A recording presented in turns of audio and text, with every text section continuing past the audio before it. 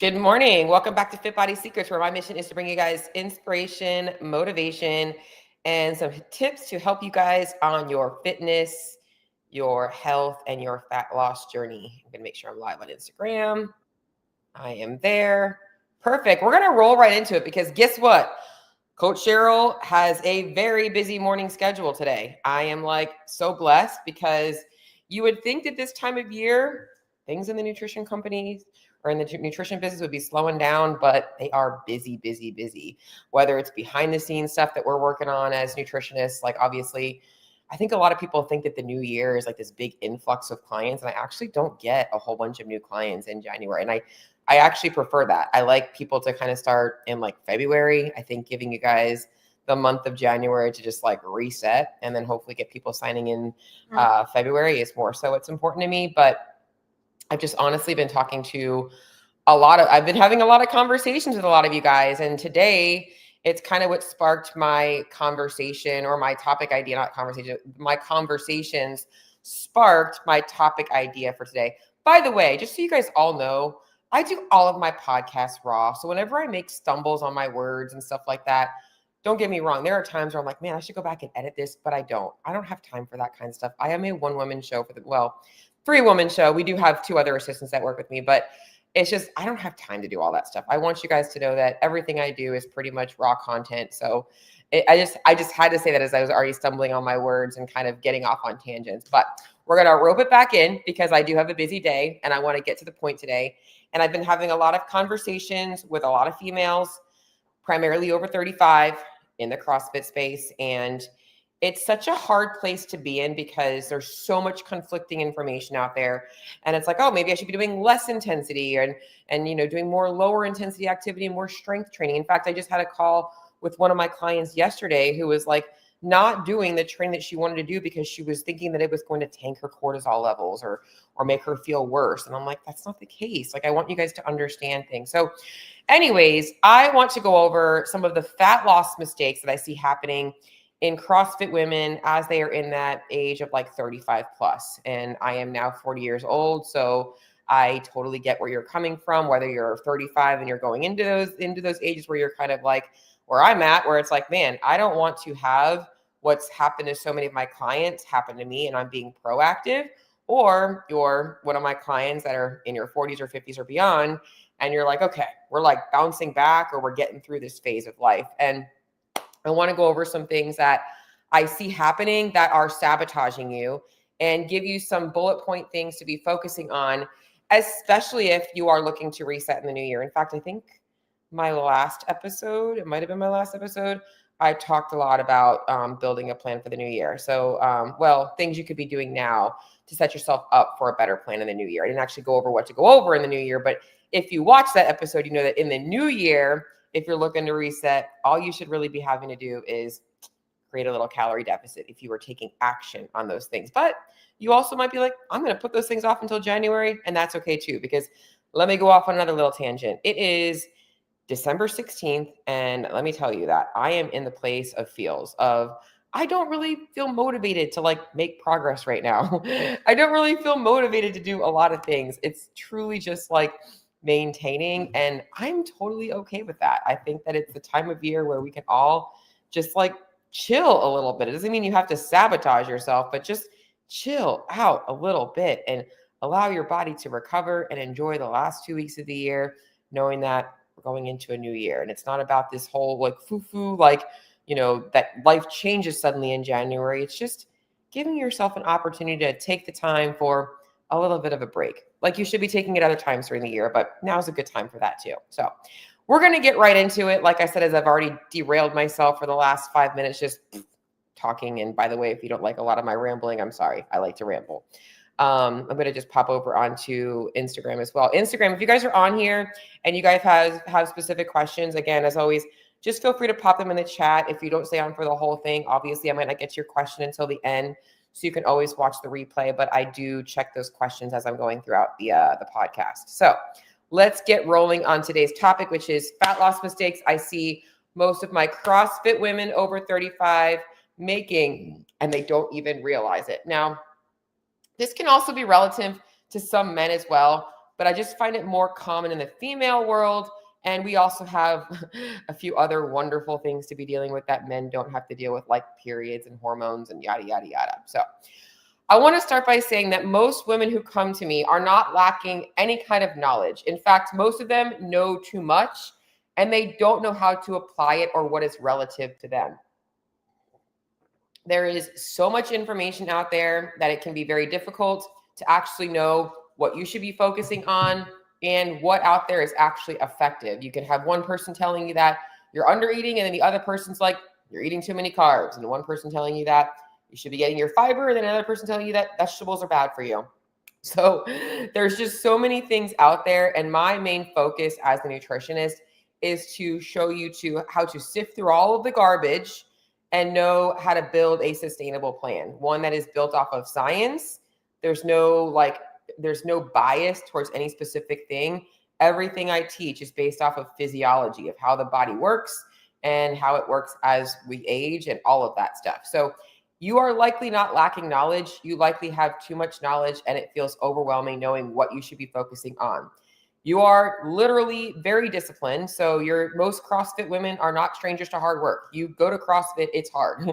Like, why do most people not do CrossFit? It's not because they can't do CrossFit. It's because they don't want to push themselves that hard, right? You push yourself every day. You look at the workout, you're like, oh my gosh, it's burpees and thrusters. It's going to be a day that I'm in the pain cave. And you show up and you do the work. So it's not that you're lacking the desire to work hard. You're not lacking discipline. You do show up to the gym. You're probably very consistent at the gym. You don't rely on motivation. You just show up no matter how you're feeling, but you don't have a way to apply any of that stuff to your nutrition because you don't have the plan to follow. Like with CrossFit, the plan is built in place. It's a methodology. You follow it. Maybe you might, add in some accessory work. You figure out where the holes are. And that is how you should be approaching your nutrition. You have a base program, and then you have things that might be more specific to your needs. So let's go into some of these mistakes that I see happening all of the time with CrossFit women, especially over 35. And number one is a big one. Chronic underfueling disguised as locked in or dialed in, okay? It's, I'm ready to get back on track with my macros. And it's Monday starts and it's like 15 to 1600 calories, 150 grams of carbs, hitting your protein. And you're like eating these like cookie cutter meals. And then like, that just doesn't go really well. After a couple of days, that desire to feel excited about those meals fizzles out and little random bites come in. And then the weekend comes and you're like, I need a break. Or you're just skipping meals. Like you have become so desensitized to your body's own hunger and fullness cues. You don't wake up hungry anymore. You've literally dulled that signal. You go all day. You don't eat. You're skipping meals because you're so busy. You're wearing your productivity as a badge of honor when it's really just self-sabotage. You're only ever tracking your food when you're dieting, going back into that first scenario. And it's all of this stuff is leading to inconsistencies in your nutrition. So you're underfueling on a consistent basis, even though you might be overeating some days. Like you might have some random high calorie days that are driven by maybe a social engagement or cravings, but it just leaves this constant like guilt and like I'm out of control and then I've got to dial things back in. And the only way you know how to dial things back in is by pulling back and underfueling. And that seems to be your method for like getting control over your body. And what happens is it backfires, especially after 35. Okay. When you have low energy available in those periods of time when you're trying to underfuel yourself to get things back under control, you're suppressing thyroid output. Over time, that does cause thyroid issues. With CrossFit being a high intensity training program and you're constantly restricting yourself carbohydrates are what fuel high intensity training, glycolytic work. And that means that your cortisol levels stay elevated. It's why oftentimes, even when you are dieting, you still feel puffy and inflamed and bloated. And the other thing that happens is your muscle starts to break down and then water retention starts to mask your fat loss. So like all of these things start happening when you're chronically under eating. You will see changes in like your mood and your motivation. You're probably still showing up and going through the motions, but it probably doesn't feel as good. You're really just going to the gym at that point because it's part of your routine, and it does give you a little bit of a feeling of satisfaction, but you're not getting the results that you're looking for from the gym. Okay. So the main thing here is that you got to get out of this. I've got to be in a calorie deficit, and under fueling is the only thing you know. You've got to get out of that and learn how to actually work with your body. Constantly fighting your body is not discipline. Your body is going to react to that. Okay. So under fueling is number one. Number two, this is another big one. And I'll be honest, in my earlier ages of CrossFit, when I was in my 20s, I used to do this and I could get away with it for quite a while. Treating CrossFit like it's always meant to be a cardio-based program. Like I would see a strength day as like, I need a Metcon. I need to have that like conditioning piece, because if I didn't get that, like I, for one, wasn't getting the dopamine hit, but I wasn't burning enough calories. And then I would feel guilty for eating as much food. It's this constant like checks and balances we have in our head. You know, you use workouts and you're thinking about the calories burned in your workouts. And that's not really what's the point of CrossFit. You know, CrossFit was not designed to be like, hey, we're going to go burn calories for an hour so that you can like feel successful about burning calories.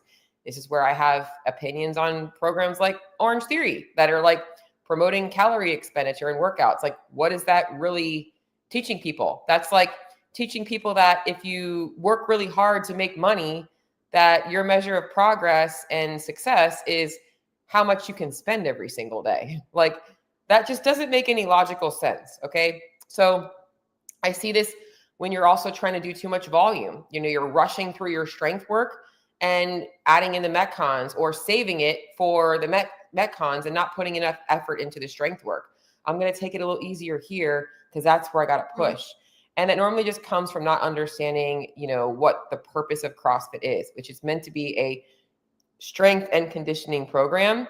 And you have to know that the strength piece is a big piece of it. So the other thing I think is like, if you're always focusing on the cardio aspect of it, and you're always trying to get that like high feeling you get after training the intensity piece, you're missing out on sometimes the recovery. And if you're always doing that, that was also not what CrossFit was designed to do. In fact, if you look back to the early days of CrossFit, you will notice that every day wasn't high intensity. There might have been like a 60-minute, like working through, you know, you're going to run and then you're going to do some like pull-ups, and then like you're trying to accumulate as many pull-ups as you can in an hour.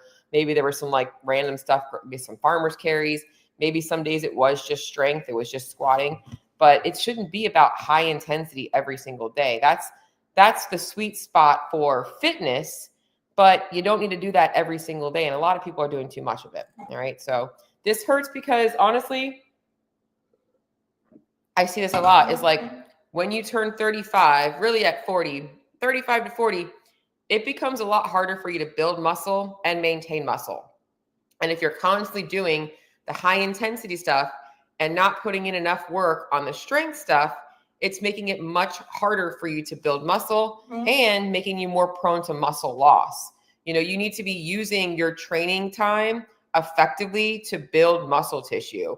And if you're constantly doing extra Metcons and then you're under eating, you're also putting yourself at more risk for muscle loss, because most women spend entirely too much time in a deficit and not enough time eating at maintenance. And it's why they never actually learn how to maintain their weight, and they are just slowly eating away at their muscle tissue over time. Everything that you work so hard to build in your 20s and 30s is going down the drain because you're trying to control your body by eating too little in your 30s and 40s. And that's what I'm here to help you guys with. All right. So the other thing here is if you're always doing the constant cardio, your central nervous system is constantly taking a hit, and you're keeping yourself in this constant sympathetic nervous system state, which means you're more fight and flight, which means your body is going to be releasing more cortisol. And that's going to cause more inflammation. It's going to make you look softer, puffier, and it's going to make your digestion get off and all of that kinds of stuff. So your main goal with CrossFit is getting the right effective dose. All right. So like a CrossFit class a day is enough training. Does that mean it's enough movement? We can talk more about that as we're going on. I didn't actually write this one down here, but I think I'm going to. Actually, I did write it down. I see where I'm going to plug it. All right. But you're training an hour to 90 minutes a day if you want to be more competitive, and maybe you're putting in a little extra on strength and skill. or maybe you need a little bit more warm up and cool down, which we all could use. It should not be like cardio every single day. If it is, you're going to end up looking like that. So you want to have, strength work built in as your program. All right. Number 3, another big one here. We are all so desensitized, and I already said this in the first one, to our body's cues and constantly judging them. In fact, I know because I struggled with this. I would go through periods of time where I was following a restrictive diet, and then I would have a day where I'm like having some food that I normally wouldn't have, and it would spiral me into like, oh my God, this food is so good. I want to have so much of it. And I would binge, and I felt like I had no control. And then I would feel so like guilty for that. And I was just under eating. I wasn't eating enough on a regular basis. And I wasn't incorporating enough flexibility in my diet. So I felt like that was the only time that I could have those foods. And it wasn't me that was the problem. It was my strategy. And when I changed my strategy, I added foods back in. I added more calories in. That went away and I didn't have to judge myself. But a lot of you guys are judging yourself. You're judging those cues that your body is giving you. So one of the things I see is like, it's hard because, most of you guys take CrossFit classes and you might be having like a shoulder thing going on, or your back's not feeling great. And you see the workout of the day and it's like one of your favorite movements, and it's like pull-ups or something like that. And you're like, oh, my shoulders don't feel great. You're like, I'm going to push through. I'm going to push through, rather than being like, okay, my shoulder's telling me something today. I should probably scale back and get it feeling better before pushing through. And you feel like that is failure. Like you pulling back is you regressing, whereas it might have been the thing that allows you to progress. And you and I both know that every time you do that, it usually goes the wrong way. I know that myself. Okay. So it's not a failure if you need to scale back. In fact, if you're like feeling like a little bit beat up and taking a week where you're like, I'm going to go to the gym, I'm going to move with a little bit more or less intensity and more mechanical focus, then that's a good thing for your body. Some people may have had periods of time where maybe they were injured, maybe they had time off. A lot of women in their 30s having children, coming back, and there's a lot of expectations. And then the burnout that happens, and you kind of want to come back and get into it, and you just go right back full throttle and you don't ease back into things. And that becomes too much stress too quickly. So what happens is your body just starts to break down. And if you guys aren't listening to those things, it's really hard for you to be successful in the gym. And then on the nutrition side of things, if you're somebody that you're, obviously maybe if you've had some time off or you're feeling a little off, or maybe you're just trying to get into CrossFit, and you're not listening to the hunger cues that your body's giving you. I get this a lot from women that are starting CrossFit in their 30s and they have been doing another kind of training. And they're like, all of a sudden, like my appetite is crazy and I don't know what to do. And it feels like the more that they try and control it, the louder the cues get. Okay. So rather than judging your appetite and judging yourself for being hungry, which is going back to the external cues, you have to learn how to interpret it and how to feed it. Okay. So there is a skill that needs to be learned in understanding like true hunger versus like, I'm just like, dealing with a stress trigger or a craving. And even those cravings can be signaling things to you. So learning how to read your body's cues, not always judging them or fighting them, is really, really important. And it's not an easy thing. It is actually a learned skill, because as adults, we have been exposed to so many things that tell us what we should or shouldn't be doing. We're no longer an infant growing, right? An infant growing is like, I'm crying because I'm hungry. I'm tired. I'm sleeping because I'm tired. Like we don't do that anymore because like, no, we can't sleep because we have to work, and we can't eat because we're trying to lose weight. It's this constant like outside validation of what we should be doing. So your body isn't the problem. It's understanding your feedback that is the problem. All right. Number 4, and this is one that is going to get a lot of people. I feel like every time I get into this, I feel like I am about to have to defend myself, because there is this whole group of people that are like, I don't want to be tracking anything. It's like so unintuitive and unnatural. I'm too busy and it's just too much for me. Yet they're complaining about everything going on in their body and have no idea what's going on. Okay. So you have got to be knowing your numbers. I'm actually skipping ahead a little bit, but that's okay. I'm skipping ahead on this one. I have to go back to number 4. I was getting off on a tangent because this is the one that really gets me up, is not knowing your numbers, like not knowing how much you're eating, how much you're sleeping, how much you're moving throughout the day. This isn't about what you should be doing, because that's what most people interpret as. If I'm tracking my food, I should be hitting my macros. If I'm tracking my steps, I should be hitting 10,000 steps a day. If I'm tracking my sleep, I should be getting 8 hours of sleep a night. You're thinking about what you should be doing rather than like, what are you currently doing? You've got to know your numbers. And then you've got to know what you need when you feel your best, and knowing how to try and find the balance between knowing that every day is not going to be that perfect. I did just skip ahead a little bit, so I'm going to save more on this one. But you've got to know your numbers. You've got to know what your body is currently getting and how we can tweak those things. That's the most important thing you can do. In fact, even lab work. When I have a woman come to me like, my hormones are off, I'm like, have you had labs? No, but I can tell. Well, how do you know, right? Like, how do you know? You know something's not right, but what isn't right? You don't know what's not right. And until you get labs, you won't know what's not right, okay? So I'm going to go back to that one because I kind of skipped ahead, because that one gets me really gets me a little riled up, because I think that there's so much to be said about data, and I'm going to talk more about that. All right, so next one.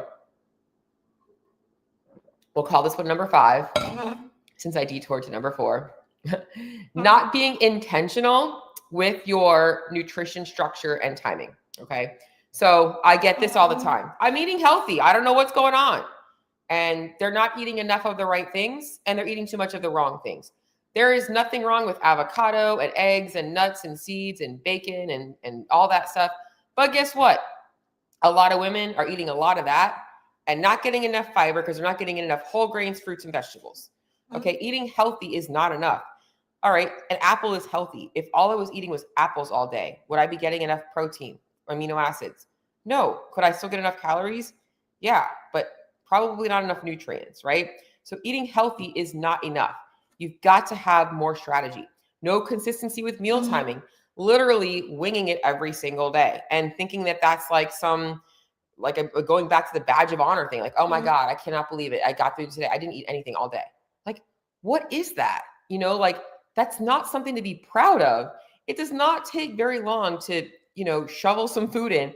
I'm not telling you to go scarf down a, huge bowl of salad while you're in the middle of a work meeting, but man, taking 2 minutes to just eat something. In fact, I made a post about my stories today about protein bars.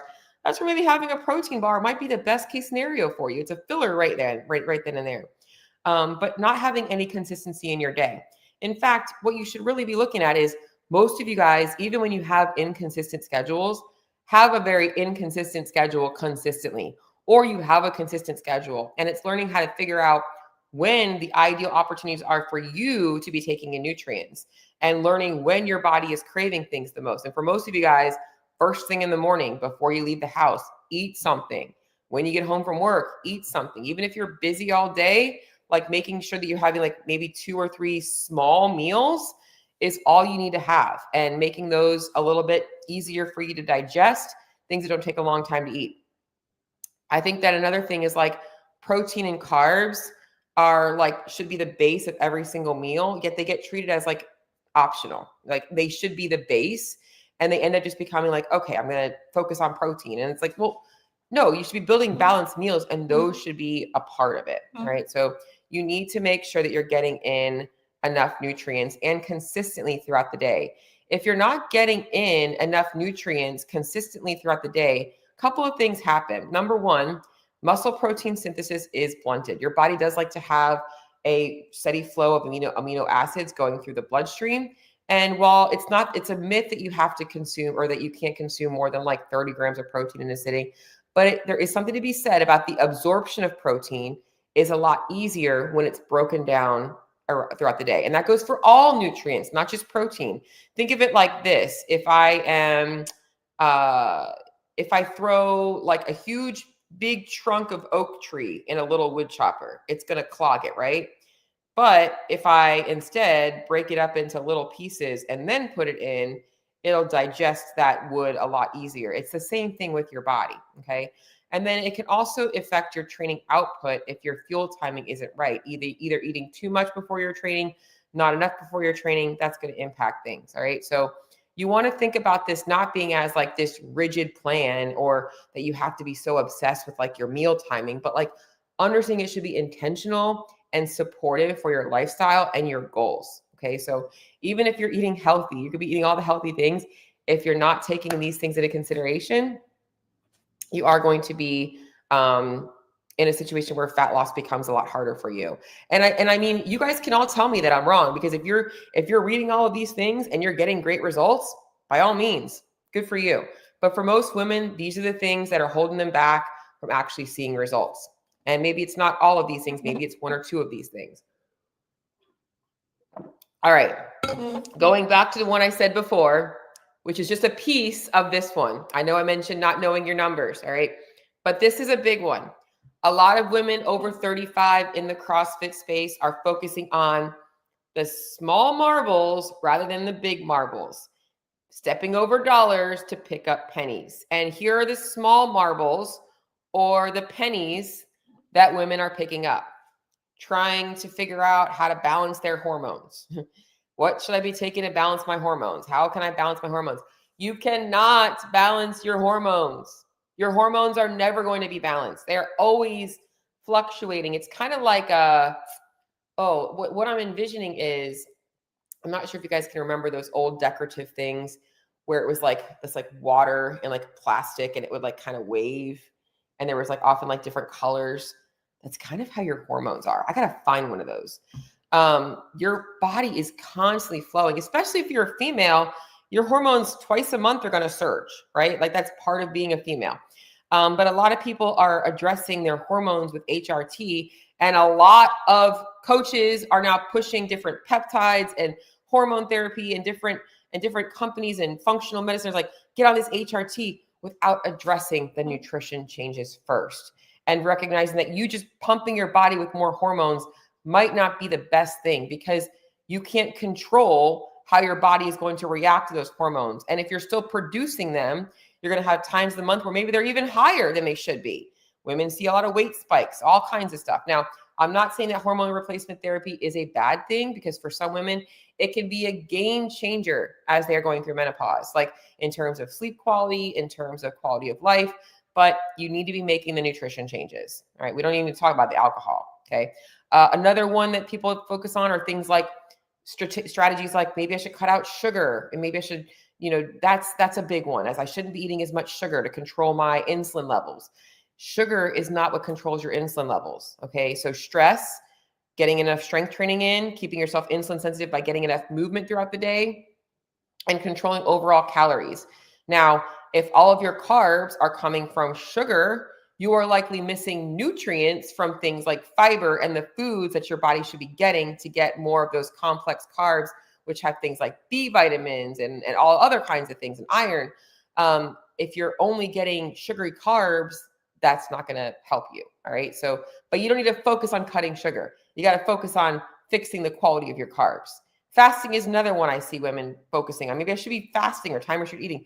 The only reason this works is because for a lot of women, it takes the food noise away when they give themselves rules of like, I'm not eating between these hours, and it makes it easier for them to control their calories. However, a lot of times if women aren't timing their workouts appropriately, or it's not feeling intuitive and they're getting hungry and they're avoiding those things, it can backfire.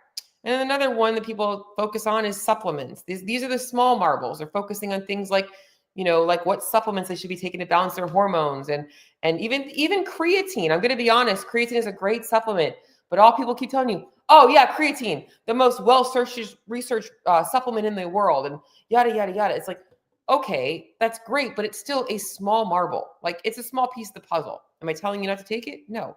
But I'm just saying, don't focus on the things that aren't going to make that big of a difference in what your overall goals are. You want to have control back over your body composition again. You want to lose the excess body fat. You want to feel good in the gym. All right. The big marbles, these are the dollars. Those were the pennies. Here are the dollars you're missing. And I already said this, and I'm going to go back to it. Not knowing your numbers. Ladies, you have got to know your numbers. And I'm not talking about your macro numbers, like not I've got to hit 185 grams of carbs. No, like, yes, those are important, but ranges are more important. You have to know what your body is responding to. For instance, I know my numbers. I know I feel my best when I get between 8 and 9 hours of sleep a night, when I eat between 32 and 3,500 calories a day, when I do about an hour of cardio, moderate intensity, and about 90 minutes to 2 hours of I like my lifting and then my CrossFit and then maybe some accessory, my body responds really well to that. And I take a break every 4 to 6 weeks. I know that my HRV, when it's over 100, I'm feeling really good. When it's under that, my anxiety is a little bit higher. Things feel a little bit more stressful. I feel a little bit more overwhelmed. I know that when I work more than 12 hours in a day, my body can't handle it, but I can handle 12 hours in a day. Mm-hmm. I know that I know my numbers. I know what my body, I know how many meals I need to eat a day to feel good. I know what my body needs. I'm very in touch with that. I know how much I weigh. I know weight fluctuations. I know my numbers, and I know when things aren't going well, how to tweak them. You got to know your numbers. If you don't know your numbers, you're guessing. You're constantly shooting at a dartboard blind. So you got to know your numbers. You got to stop half-assing the numbers game. Now, do I obsessively track all of that stuff? No. Technology is a wonderful thing. I can step on the scale and it records it to my phone for me. I can track my food and it tells me how much I'm eating. I wear a Whoop band. It gives me a pretty good idea of my recovery, my HRV, my resting heart rate, all that stuff. I don't have to track it. I don't have to, and I don't look at it every single day. More importantly, I pay attention to what's going on here. Today, I feel pretty darn good. I do. I'm having some anxiety, but it's mostly because, like I said, I'm at that weird part of the year where I'm like, I kind of am. I'm going to take it a little easier this next 2 weeks. And I'm going to get ready for January to go full force into the 2026 CrossFit season. Okay. You got to know your numbers though, right? So numbers that I wrote down, things like your total intake, how much protein you should be getting in, again, how much sleep your body is getting and what feels good on a good, like when, and knowing that it's not about, okay, I'm not telling you that you have to go change your life. And all of a sudden you're like, sorry guys, it's 7 p.m. I got to do my nighttime routine so I can go to bed. It's okay. That allows you to know what days you should be pushing harder in the gym and maybe pulling back. If you know that you don't do well after 5 hours of sleep, going to the gym in the morning and, trying to PR a workout is probably not the right thing. All right. Long-term consistency is the game. I have data that I can track for years, and it's really cool watching the trends. The cool thing is I started wearing a Whoop band right around when I turned 20 or 35. So it's really cool for me to be able to see trends and things in like my VO2 max, my resting heart rate, my HRV, all of that kinds of stuff, my scale data, all of it. I have so much, I have food data, have it all. It's great. So you cannot biohack your way out of poor fundamentals. I wrote that down because you've truly got to know what's going on and you've got to be able to watch the inputs. And we should be looking at gauging based off of our base, not what trends are going around. All right. So hopefully some of this stuff is resonating with you guys. I see some people still watching. So if anything is popping up, please let me know. All right. So next one. And this is an important one. I actually feel like I need to skip this one and go to the next one and come back to this one. So that's what I'm going to do. I'm going to skip that one. And I'm going to end on that one. I've changed my mind in my order of notes. This is a big one. Trying to use the same strategy that worked 10 years ago. I get this all of the time. I did this before this, and then I had 2 kids, and now I tried to go back to that. It's just not working. I don't have the same motivation. I can't do the food. It's just things are different. Well, you are different. All right. I am very different than I was 10 years ago. You are very different than you were 10 years ago. Your recovery capacity is different. Okay. You can't be in the gym for 4 hours. Maybe you don't have that kind of lifestyle anymore. You don't have that time. Maybe your stress tolerance is different because you have more stress. It's actually that your stress tolerance has changed. It's that you're just trying to juggle more things. Your hormonal landscape is different. Your body composition is different. So many things, and muscle matters more now than ever. Whereas in your 20s, maybe it was a little bit easier for you to get away. Even in your 30s, if you're in your 40s and your 50s, maybe you felt like when you were my age, you're like, I was crushing it then. Your body didn't stop working. It's just the strategy that you're using no longer is matching your current body. And we've got to stop living in the past and move forward in the future. In fact, I still struggle with this. I struggle with this all the time in CrossFit. In fact, yesterday, I literally was crying my way through my skill work because I was struggling with a movement that I used to be really, really, really good at. And I have now mentally basically fucked myself in the head, for lack of better terms, because every time it comes up, I'm like, oh, is this going to be a good day or a bad day? And they just don't feel like they're getting any easier. And it's very frustrating. And I keep telling myself, just do more, just do more, just do more. And guess what? It's not helping. So I'm taking some steps back on that movement and I'm going to rebuild them. So you likely are in the same place where you don't need to try and be more disciplined and try and do the same thing that you were then. You need to just update the rules. You got to update the standards. That's all you have to do. You have to say, here's base and here's where I want to go. And that is why I saved the one that I wanted to talk about for last, which is the most important one. How do we actually create a calorie deficit as we are aging? And I'm using the number 35 because I feel like that's when things start to get a little bit wonky. Even if you are over 35, maybe you're like having that, I can lose weight, I can't maintain it, I can kind of dial things in, but I can't figure out how to stay consistent long enough. That's all stuff that you're dealing with, all right? So here's the deal. The only lever you've ever pulled is restriction. You've either went on a clean eating plan, paleo, Whole30, whatever, fasting, carnivore, keto, calories, and you've only ever cut calories. You've only ever cut things down and never actually done any kind of an assessment to see like, okay, where are we at with like muscle mass, with like non-exercise activity, recovery, training quality, food quality, all of that stuff to see where maybe we can just optimize things without having to eat less. In fact, I believe that if you didn't even pull back calories too much and you just ate at maintenance long enough, optimized, you would lose body fat without even having to try. I truly think that. However, most people are not that patient because it would happen very slowly. I think that your body would change as a side effect. I know that it would. It would just naturally start to balance out. Your body fat percentage would start to go down. But when you're only doing let's pull the cut calories, let's pull the restrictive diet train, or let's get into the new year and really go all in, you're actually losing muscle. You're focusing so much on, oh, I just lost 5 pounds in 2 weeks. This is great. Well, most of it's water and muscle. Like you don't, not that you're losing muscle that fast, but it's glycogen. So it's not muscle mass, it's glycogen. So it's water from your muscles. And then if you're losing weight too quickly, yeah, you are losing muscle mass. Metabolic adaptation happens. So suddenly all of a sudden you're not able to lose weight, or it's all of a sudden you're gaining weight and you look softer, even though the scale is going down. You're like, the scale is changing, but my body doesn't look any different. You're losing too much too quickly and you're focusing on the wrong things. You're not working with your body. You're not changing your body composition. You're focusing on the damn scale. You're focusing so much on the scale changes and you're not focusing on what you really want is, I'm tired of the food noise. I'm tired of like feeling like crap in my workouts. I'm tired of not seeing the body composition changes. I'm tired of feeling out of control of my body. And you got to stop looking at the scale as the measure of if things are working. All right. So when you are over 35, it is no longer about just, slashing calories and doing more cardio. It is truly about optimizing, not depriving. And if you are approaching it in the way of deprivation, it's why you are constantly stuck. A deficit that costs you muscle is not progress.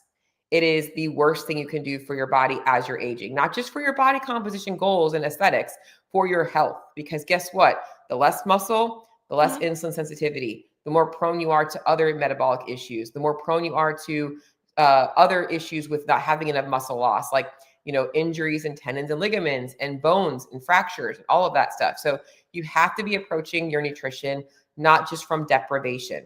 So that is what I got today. So if you are a female CrossFitter and you are over 35 and you're like, man, I am feeling stressed out, trying to figure out what to do. And maybe you are in a place where you're listening to this and you're like, now is not the time to be locking in because guess what? Like I said, it's the 16th. We are going into the Christmas season. Well, we are in the Christmas season. We are going into like the final week of the Christmas season where it's like, chill, relax. But guess what? It's a great time to soak in some stuff to reinvent things in 2026. So if you're hearing all of this and you want a different approach, I'm going to put some links in my show notes for you guys to reach out to me. You can set up a nutrition strategy call. We can definitely chat about you, where you're at, what you're looking for, because my main goal is that you guys know how to fuel yourself to look and feel your best. I just turned 40 this year.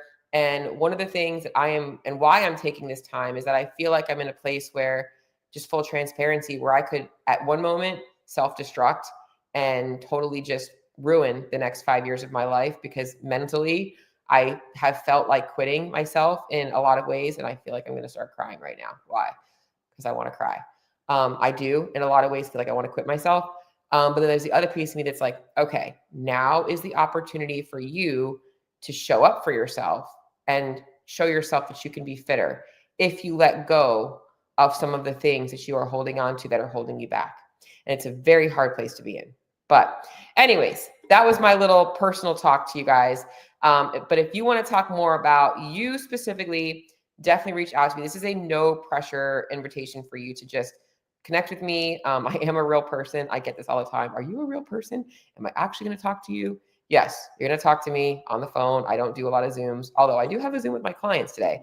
But if that's you, reach out to me. We'd love to hear from you. I'm just going to pop over to see if there's any questions or anything like that. I don't see any questions here. Going over to my Instagram. Nope, but I do see Miss Holly on. All right, guys. Well, if that is all, I'm going to hop off for the day. I will have an episode next week. We are going into the week of Christmas. I haven't decided if I'm going to do one the following week. I probably will. I love doing these. But if you guys want to chat, feel free to reach out to me. Until the next episode, I will see you all later.